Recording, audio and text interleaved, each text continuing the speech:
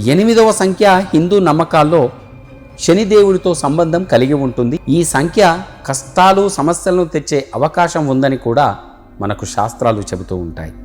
అందుకే ఈ సంఖ్యను ముఖ్యమైన పనుల్లో ఎక్కువగా వాడరాదు.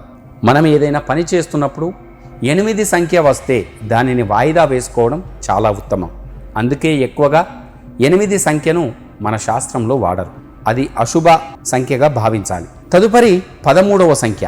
ఇక 13వ సంఖ్యను చాలా దురదృష్టకరంగా చూడాలి. ఈ నమ్మకం హిందూ సాంప్రదాయంతో పాటు పాశ్చాత్య సంస్కృతంలో కూడా ఉంది. 13వ సంఖ్యను చూస్తేనే భయపడిపోతారు. ఎందుకంటే వివిధ హోటళ్ల భవనాల్లో 13వ నంబర్ గదులను లేదా అంతస్తులను కూడా వాడకుండా ఖాళీగా వదిలేస్తారు. ఎవరికి రెంటుకు కానీ అందులో ఎలాంటి పనులు చేయకుండా దానిని అలాగే వదిలేస్తారు. అంత అశుభమైనది 13వ నంబర్.